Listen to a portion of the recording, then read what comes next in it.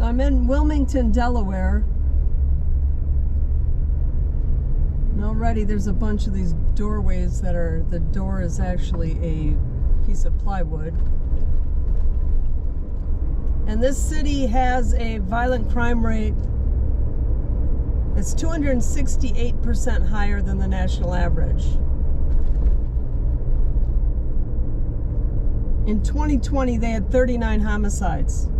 Prior to 2020, they had 22 and 24 in 2018 and 2019. So they nearly doubled since from pre-Floyd to after Floyd. And their murder rate in 2020 jumped up to 55.5. That's Baltimore levels.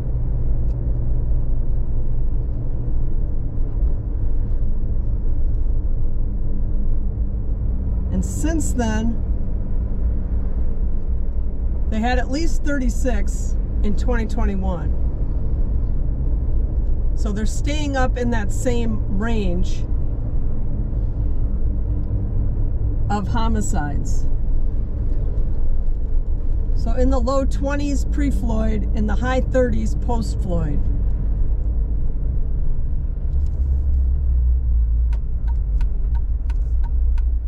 You can cross, lady. The population here is 70,000, and it's actually holding steady, which is rare in a lot of these cities since 2020. Their homicides are steadily rising, and their population is actually staying the same, which normally it starts dropping as the homicides start going up.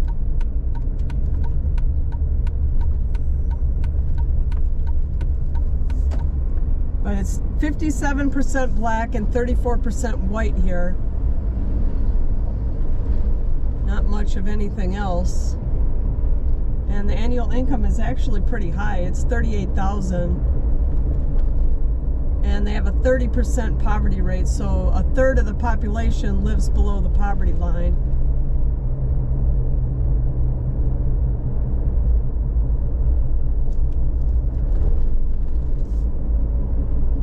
"54% of the people that live here were born here," which is actually kind of low. A lot of these cities like this one,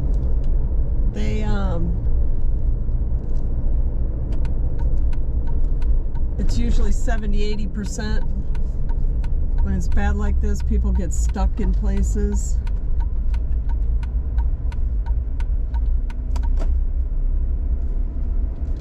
But their assault rate here is what is actually the most concerning. Their assault rate is over 1,000 per 100,000 people, which is higher than Baltimore.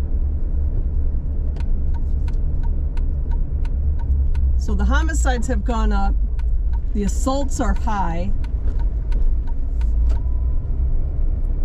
and your odds of being a victim of a crime here is 1 in 20.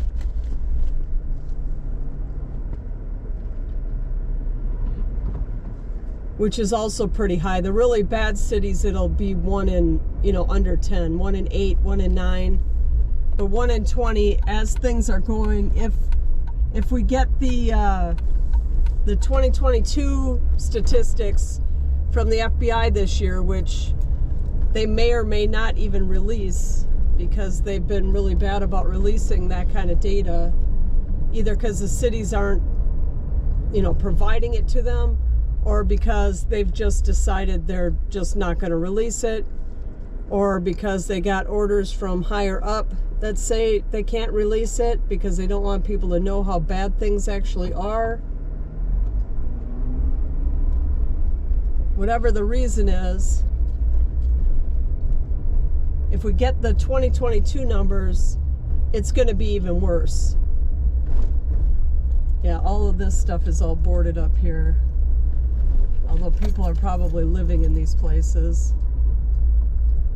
But if you have a violent crime rate, 268, that's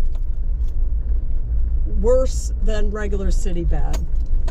I mean, I give a city up to 150. I don't know, sometimes a little even higher, and still call it regular city bad. But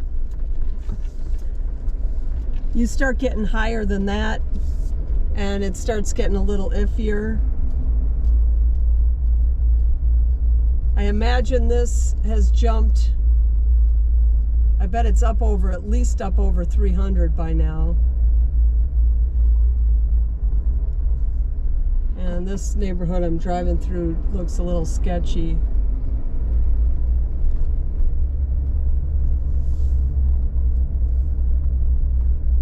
Yeah, all of that, I should have turned down that block. All of that looked boarded up. Yeah, here's where all the garbage starts piling up on the street. That whole block was all garbage to the left there. Holy cow. That's really, really more boarded up buildings. A lot of this is boarded up. This is kind of a dumpy city.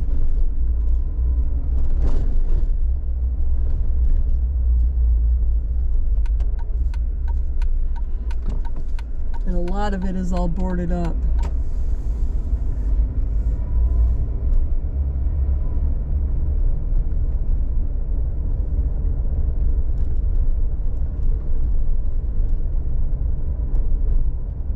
Yeah, graffiti all along the sides of these buildings.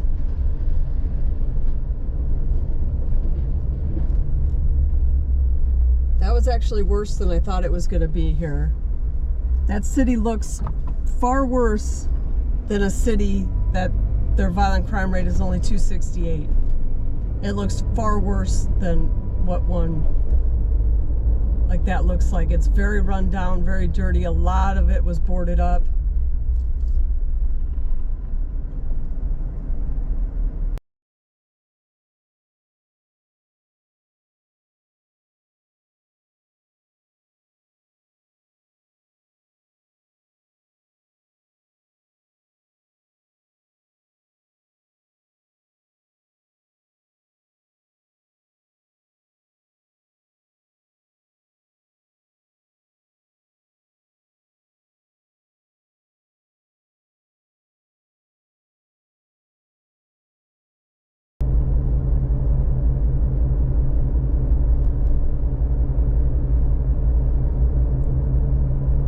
That was Wilmington, Delaware, place where Biden has a beach house somewhere around here, likely not in any area that we just drove through.